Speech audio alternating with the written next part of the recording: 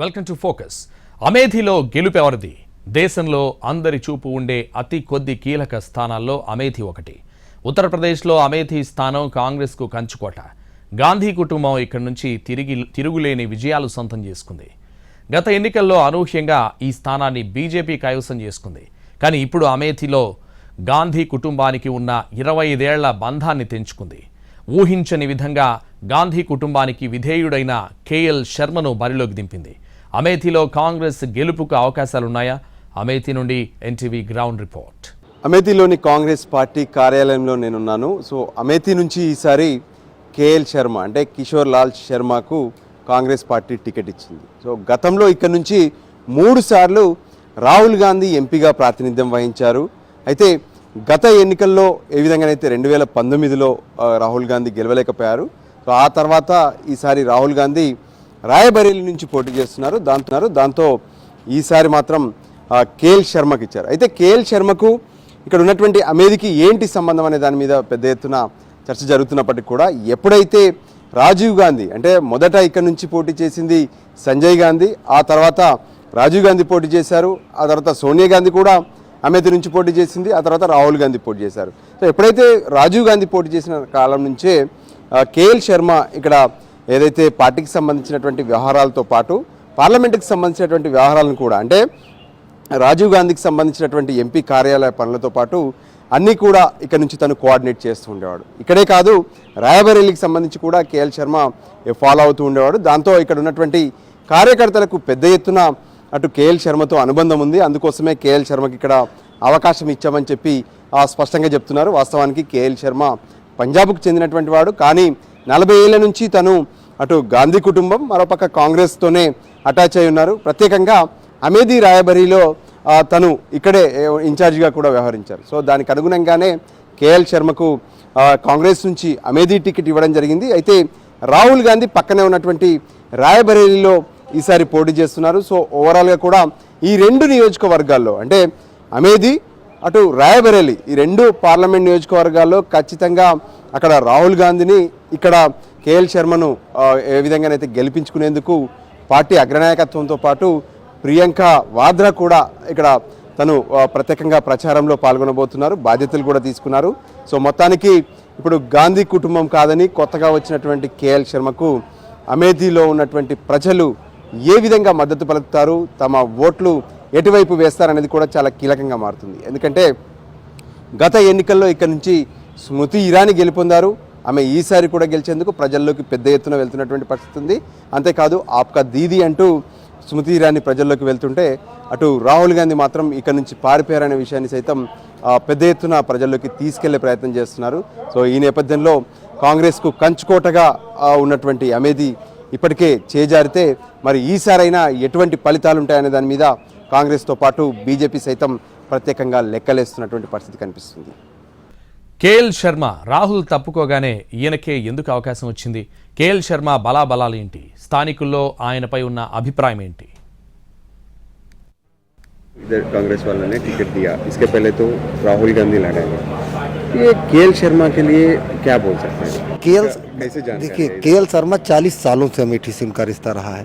जैसे घर का लड़का पैदा होता है तो उसको बताया जाता है कि आपके पापा हैं, मम्मी हैं.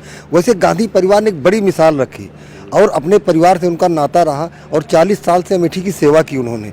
उस सेवा में और दूसरा जो भाजपा विपक्ष का एक आरोप था परिवारवाद के लिए बड़ा तमाचा है विपक्ष के ऊपर. प्रियंका गांधी ने जिस तरीके से आकर के कहा कि 40 साल मेरे कंधे से कंधा मिलाकर मेरी परछाई के साथ रह करके किशोरी लाल शर्मा ने जिस तरीके से आपकी सेवा की, ये परिवार के सदस्य हैं. किशोरी लाल शर्मा चुनाव नहीं लड़ रहे हैं, ये अमेठी की जनता चुनाव लड़ रही है और गांधी परिवार चुनाव लड़ रहा है. आप लोग इन्हें जिताइए और ये हमारे ही परिवार के सदस्य हैं. भैया जी इसी बार और स्मृति ईरानी जी ने एक बात कहा, राहुल गांधी जी डर से इधर से भाग के रायबरेली चले. देखिए स्मृति ईरानी जी सिर्फ प्रोपोगंडा करती हैं. 2019 में एक आम बदलाव था, अच्छे दिन और 15 लाख और कांग्रेस के लिए मेन गांधी परिवार के लिए था कि काला धन ये आएगा दुनिया भर का.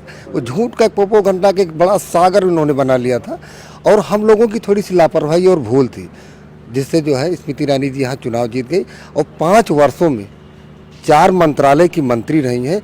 4 मंत्रालय में कोई एक मंत्रालय का नाम लें और बताएं कि संसदीय क्षेत्र के 17 ब्लॉकों में एक ईंट कहीं रखी हो। राहुल गांधी जी द्वारा जो कराए जा रहे कार्य थे, जो प्रस्तावित कार्य थे, उन्हीं कार्यों पर अपना पत्थर लगाएंगे। कोई एक ऐसा कार्य नहीं है जिसका उन्होंने शिलान्यास भी किया हो और उद्घाटन भी किया हो। वो यहाँ दबाव बना के राजनीति करती है। लोग परेशान हैं, आम पब्लिक के साथ साथ भाजपा के जो लोग हैं, नेता हैं, सब उनसे डरे हुए हैं, सहमे हुए हैं। और ये अमेठी जो है राजनीति की बैतरणी है, देश जानता है, विश्व की पटल पर गांधी परिवार ने पहचान दिलाई। और यहाँ बड़े बड़े नेता चुनाव लड़े हैं, काशीराम जी लड़े हैं, शरद यादव जी लड़े हैं, राजमोहन गांधी जी लड़े हैं। आज उस पर जो है के.एल. शर्मा जी चुनाव लड़ रहे हैं। के.एल. शर्मा जी 40 साल, ऐसा कोई बूथ नहीं है जिस बूथ पे लोगों से परिचित न हो, लोगों का सहयोग न किया हो, मदद न किया हो। के.एल. शर्मा जी सर्वमान्य हैं, जैसे गांधी परिवार वैसे ही के.एल. शर्मा। అమేథీలో బీజేపీ నుండి సిట్టింగ్ ఎంపీ స్మృతి ఇరానీ బరిలో ఉన్నారు. గత ఎన్నికల్లో రాహుల్ గాంధీపై స్మృతి ఇరానీ 55,120 ఓట్ల తేడాతో విజయం సాధించారు. ఈసారి ఎన్నికల్లో మరోసారి తాను గెలుస్తామంటూ ఆమె ధీమా వ్యక్తం చేస్తున్నారు. పోలింగ్ సమీపిస్తున్న తరుణంలో స్మృతి ప్రచారం ఎలా సాగుతోంది? యూపీలో ఉన్నటువంటి అమేథీ నియోజకవర్గంలో ఉన్నాము. అమేథీ నుంచి స్మృతి ఇరానీ గత ఎన్నికల్లో గెలిచింది. ఈసారి కూడా ఇక్కడ నుంచే గెలిచేందుకు తను ప్రయత్నం కూడా చేస్తుంది. అందులో భాగంగా ప్రస్తుతం అమేథీలో తను ఒక సొంతంగా ఇల్లు కూడా కట్టుకున్నారు. సో అక్కడే మనం ఉన్నాము. ఎవరైతే అమేథీలో ఉన్నటువంటి కార్యకర్తలు ఉంటారో సో వాళ్ళతో నేరుగా కలవచ్చు. అంతేకాదు తాను లోకల్గానే, అంటే ఇక్కడే తను నివాసం ఏర్పరచుకున్నాను, ఇక్కడే ఓటర్గా కూడా ఉన్నానని చెప్పి స్మృతి ఇరానీ స్పష్టం చేస్తున్నటువంటి పరిస్థితి కనిపిస్తుంది. దానికి అనుగుణంగానే మనం చూస్తున్నాం, అంటే కార్యకర్తలు ఎవరైతే ఇక్కడికి వచ్చారో వాళ్ళందరినీ కూడా ఎప్పటికప్పుడు స్మృతి ఇరానీ కలుస్తూనే ఉంటుంది. అయితే మొదట ఏదైతే అమేథీలో 2014లో తొలిసారి అమేథీలో స్మృతి ఇరానీ బీజేపీ తరపున బరిలో నిలిచింది. కానీ ఆ సమయంలో రాహుల్ గాంధీనే గెలిచారు. అయితే పక్కా ప్రణాళికతో 2014 నుంచి 19 వరకు కూడా అమేథీ నియోజకవర్గంలోకి ఎప్పుడు రావడం వెళ్ళడం అంటూ తను ఇక్కడికి కార్యక్రమాల్లో పాల్పంచుకోవడం అనేది స్మృతి ఇరానీ ఫోకస్ పెట్టింది. సో దానికి అనుగుణంగానే ఆ తర్వాత ప్రత్యేకంగా స్మృతి ఇరానీ ఎప్పుడైతే తను ఇక్కడికి రీచ్ అయ్యారో సో దానికి అనుగుణంగానే 2019లో స్మృతి ఇరానీ రాహుల్ గాంధీని ఓడించగలిగింది. సో ప్రస్తుతం మనం స్మృతి ఇరానీ ఏ విధంగానైతే తను ప్రచారం కోసం వెళ్తున్నారో చూస్తూనే ఉన్నాం. స్మృతి ఇరానీ నిర్మించుకున్నటువంటి నివాసం ఇది, ఏదైతే అమేథీలో ఉన్నటువంటి ఇంటిని చూస్తున్నాము. సో అమేథీలో తను నిర్మించుకున్నారు. సో దానికి అనుగుణంగానే అమేథీలో ప్రత్యేకంగా తను ఏర్పాటు చేసుకున్నటువంటి నివాసాన్ని కూడా చూస్తున్నాము.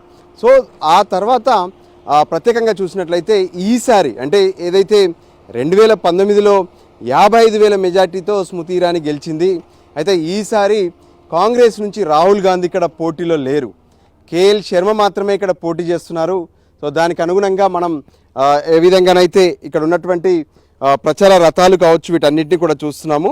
సో స్థానికంగా ఇక్కడే ఉండి, అంటే స్మృతి ఇరానీ అమేథీలోనే ఉంటున్నారు. ఇక్కడే తన నివాసంలో నుండి ప్రతిరోజు కూడా అమేథీ పార్లమెంటు నియోజకవర్గంలో ప్రచారం చేస్తూనే ఉన్నారు. ఆమెకు సంబంధించినటువంటి ప్రచార రథాలను కూడా మనం చూస్తూనే ఉన్నాము. సో ఓవరాల్గా కూడా వాళ్ళు పెట్టుకున్నటువంటి లక్ష్యం ఒకటే, అంటే ఏ విధంగానైతే కాంగ్రెస్ పార్టీకి కంచుకోటగా ఉన్నటువంటి ఏవైతే పార్లమెంట్ స్థానాలు ఉన్నాయో వాటిని ఒక్కొక్కటిగా బీజేపీ కైవసం చేసుకోవాలనే ఆలోచనతో ప్రణాళికను సిద్ధం చేసుకున్నారు.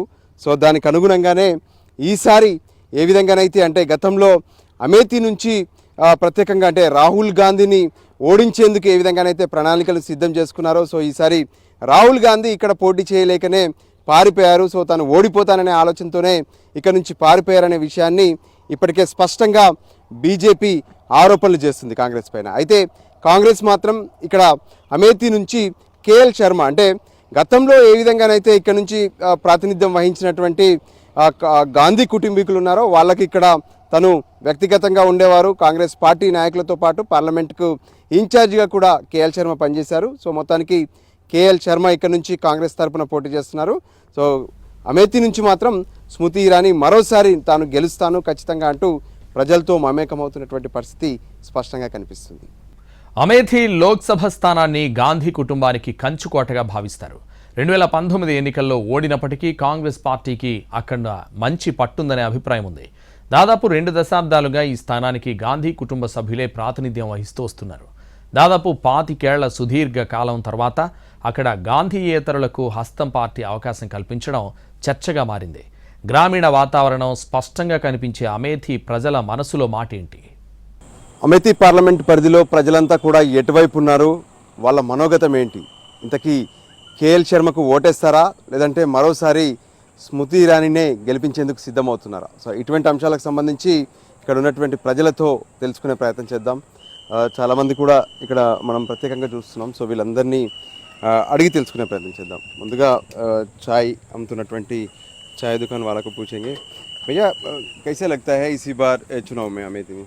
चुनाव में कोई नहीं, मोदी अच्छे नहीं बस जो ना है। क्या मुद्दा चलेगा इधर? मुद्दा कौन चले, खाली वोट देगा बस जो ना है। मुद्दा भाई से भी बात करेंगे। भैया आप क्या बोल सकते हैं अभी ये चुनाव के बारे में? हमारे क्या, मोदी के आगे कोई करबस नहीं चलेगा, समझे। हमको गैस सिलेंडर भी मिल गया, रजाई गद्दा भी मिल गया, मकान भी मिल गया। खाली अब एक चीज़ नहीं मिला होगी, देखने मिल जाए तो ठीक है। अब ये आखिरी की बात है। अनुमान लगाए हैं मोदी योगी आएंगे तो और भी चीज़ मिल जाएगा। और संतुष्ट हैं। सामान्य प्रजा ने सामान्य क्या प्रजा क्या ऐसा पूछ है। रहे हैं? इनके कार्यकाल में हम लोग देखे व्यापारी आदमी हैं, और इन्होंने जो व्यवस्था व्यापारियों के हित में किया, ने आए दिन सेल टैक्स, इनकम टैक्स, ईसाई भी पंचड़ भरे रहते थे, ठीक है। तो फिर हम में लोग भी चर्चा बड़ा चल रहा है। नहीं, बिल्कुल चल रहा है। हम लोग बढ़िया है, आएगी लाइसेंसी, sale tax, income tax paid, और इनके राज में मुझे बड़ा सुकून मिला। नहीं अधिकारी आवे साहब 4 ठो फोर्स लेके चले आवे, तो लोग बस्ता लेके भागते थे, बैग लेके भागते थे। उसके बाद फिर जो सेटलमेंट होता था हो ही जाता था, इसलिए मगर इस समय हम लोग सुकून में है, व्यापारी वर्ग बिल्कुल सुकून में है। ये अमेठी बोले तो थोड़ा कांग्रेस के लिए गढ़ का जैसे रहते हैं, चेंज होते रहते क्या? अब हम अपने ज़माने की बात बताऊँ, 71 साल की उम्र हो रहा है। इनके कांग्रेस ज़माने में राहुल जी आते भी थे, इनके पिताजी राजीव गांधी, तो हम लोग से बगैर मंडी में मिले जाते नहीं थे, और वो खूबी इनके में नहीं थी, समझे भाई साहब। इनके में ये खूबी नहीं है। व्यक्तिगत उम्र की सास कौन था क्या था, मगर उस राजू जी मरने के बाद, उसके बाद राहुल जी न कभी हम लोग से पूछे नहीं कि क्या मुसीबत क्या नहीं, कभी आज तक नहीं है। अभी ने केएल शर्मा को इन लोग तो लड़ाई में बैठाया। जैसा अब उनके केएल शर्मा जिसकी लाइन लगी होगी वो अपना लाइन लगाए हुए, हमारी कोई लाइन तो है नहीं कि लाइन लगाए चल करके, समझे। ఇంకా అక్కడ ఉన్నటువంటి యువతను కూడా అడిగి తెలుసుకునే ప్రయత్నం చేద్దాం. ముఖ్యంగా యువ ఓటర్స్ కావచ్చు, ఇక్కడ ఉన్నటువంటి పబ్లిక్ కావచ్చు, చాలా కీలకం అనుకోవాలి ఎన్నికల్లో. సో వాళ్ళు ఏమనుకుంటున్నారు తెలుసుకుందాం. भाई आप क्या बोल सकते हैं इसी बार ये अमेठी में चुनाव के लिए? अमेठी में चुनाव के लिए सर मैं बोल रहे हैं कि हमारे यहाँ स्मृति ईरानी निकल रहे हैं। हम लोग उन्हीं को वोट करते हैं जो कि यहाँ विकास के नाम पे काम कर रहे हैं, और राहुल गांधी यहाँ कभी आते नहीं हैं। फिलहाल हमारे यहाँ माहौल जो है स्मृति ईरानी का चल रहा है। तो अभी पब्लिक का उम्मीद है वो पूरा आसान हो गया? जी, हमारे यहाँ जो अमेठी ज़िले में पब्लिक का आसान मतलब तरीका जो है, मतलब स्मृति ईरानी का जो है चर्चा बहुत हो रहा है। अभी स्मृति ईरानी जी इधर एक घर भी ले लिया? जी हाँ, घर ले लिया है, और आते जाते भी रहते हैं, घूमते भी, गांव-गांव घूमते भी हैं, लोगों को ध्यान भी देते हैं। अरे कांग्रेस तो पहले से इधर ही है, संजय गांधी, राजीव गांधी, इसके बाद सोनिया गांधी, अभी राहुल गांधी से ये कांग्रेस के लिए सारे लोग मदद नहीं देने के? जी नहीं, क्यों लिए? वो आते हैं कभी कभी, आते हैं किसी से मिलते नहीं हैं, आते नहीं, यहाँ पे रोड से जाते हैं, किसी से मिलते भी नहीं हैं, रुकते भी नहीं हैं, इसीलिए लोग उनको लाइक करना बंद कर दिए हैं। भाई आपने बताइए इसी चुनाव के बारे में आपका उम्मीद क्या है? भाई तो दोनों में है, कुछ कहा नहीं जा सकता। हाँ, एक बार राहुल होते तो शायद एक तरफा होता, लेकिन केएल शर्मा भी कमज़ोर नहीं बैठेंगे, क्योंकि स्मृति तो अभी तक डायरेक्ट पॉलिटिक्स में नहीं है केएल शर्मा। स्मृति ईरानी 5 वर्ष कार्यकाल कर चुकी हैं। 5 वर्ष का कार्यकाल इन्होंने देखा अमेठी वालों ने, अब राहुल आते तो शायद स्मृति का चांस होता, लेकिन के शर्मा तो यहाँ के जमीनी हैं, पुराने हैं, तो कुछ कहा नहीं जा सकता। हाँ, ये अमेठी में क्या मुद्दा चलेगा? विकास। और जैसा भी आपने कहा कि यहाँ मकान ले लिया, तो हमने भी लखनऊ में मकान लिया, रायविल में लिया, तो वहाँ के निवासी नहीं हो जाते हैं। प्रॉपर्टी लेना अलग चीज़ है और रहना अलग चीज़ है। लेके छोड़ दिया, नाम है यहाँ, अब यहीं के बासिंदे हो गए हम, लेकिन ऐसा कुछ है नहीं। लड़ाई ज़बरदस्त रहेगी, किसी के बारे में कुछ कह पाना बड़ा मुश्किल है, बहुत मुश्किल। రైట్, ఇలా అంటే ఇక్కడ ఉన్నటువంటి సామాన్యులంతా కూడా ప్రత్యేకంగా ఇదైతే ఇక్కడ ఉన్నటువంటి పరిస్థితులన్నీ కూడా చెప్తున్నారు. అంటే ఆనాటి నుంచి సంజయ్ గాంధీ కావచ్చు, ఆ తర్వాత రాజీవ్ గాంధీ, ఆ తర్వాత రాహుల్ గాంధీ, వీళ్ళందరూ కూడా పోటీ చేశారు. అయితే ఈసారి కేఎల్ శర్మ బరిలో ఉన్నప్పటికీ ఆయన తక్కువ అంచనా వేయడానికి లేదు. సో ఖచ్చితంగా అతను కూడా ప్రభావం అయితే చూపుతాడంటున్నారు. సో కానీ ప్రజలంతా కూడా అభివృద్ధికి కూడా ఓటు వేస్తామనే విషయాన్ని స్పష్టంగా చెప్తున్నటువంటి పరిస్థితి కనిపిస్తుంది. దేశమంతా అమేథీ వైపు చూస్తోంది. అమేథీ ప్రజలు మాత్రం స్పష్టంగానే ఉన్నట్టు కనిపిస్తోంది. ఎవరిని గెలిపించాలనే అంశంలో ఇప్పటికే ఓ క్లారిటీకి వచ్చేసారనిపిస్తోంది. కానీ అభివృద్ధి, కాంగ్రెస్ పై అభిమానం, ఈ రెండింటిలో ఏది పై చేయి సాధిస్తుందనే ఉత్కంఠ కొనసాగుతూనే ఉంది. దీనిపై అమేథీ ఓటర్లు ఏమంటున్నారు? జనమంతా కూడా ఇప్పటికే ఎన్నో రకాలుగా ఆలోచన చేస్తున్నారు. అంటే గతంలో నుంచి కంటిన్యూగా వస్తున్నటువంటి గాంధీ ఫ్యామిలీకి ఓటు వేయాలా, లేదంటే కొత్తగా వచ్చినటువంటి స్మృతి ఇరాన్ని కంటిన్యూ చేయాలా అనే దాని మీద పెద్ద ఎత్తున చర్చ జరుగుతుంది. చూడొచ్చు, అమేథీ అనేది మొత్తం కూడా గ్రామీణ ప్రాంతంగా ఉంటుంది. ఇక్కడ ఏదైతే రెగ్యులర్గా జరిగేటటువంటి సంతలు కావచ్చు, రెగ్యులర్గా ఉండేటటువంటి ఫుడ్స్ కావచ్చు, ఇవన్నీ కూడా జరుగుతూనే ఉంటాయి. ఎందుకంటే ఇక్కడ ప్రధాన పట్టణాలే సైతం చాలా చిన్నగా ఉంటాయి. సో ఈ పరిస్థితుల్లో ఇక్కడ ఉన్నటువంటి పబ్లిక్ అంతా కూడా తమ దైనందిన జీవితాల కోసం సాయంత్రం ఏంటంటే ప్రధాన రహదారులపైకి రావడం, వాళ్ళకి కావాల్సినటువంటి వస్తువులను కొనుక్కొని వెళ్తున్నటువంటి పరిస్థితులు కూడా మనం చూస్తూనే ఉన్నాం. సో ఈ నేపథ్యంలో ఇంతకీ ఇక్కడ ఉన్నటువంటి జనమంతా కూడా ఏమనుకుంటున్నారు, ఏంటి తెలుసుకునే ప్రయత్నం చేద్దాం. మనతో మాట్లాడేందుకు ఇక్కడ ఉన్నటువంటి గ్రామ పెద్దలు కూడా ఉన్నారు. दादा आपने बताइए इसी बार अमेठी चुनाव में कैसे लगता है? अब चुनाव है, अब इसको तो पब्लिक जाने किसका लगता है और किसका क्या होगा, ये पब्लिक बता सकती है भाई साहब। मुद्दा क्या चलेगा? कोई मुद्दा नहीं चलेगा, जो है वो है। हाँ,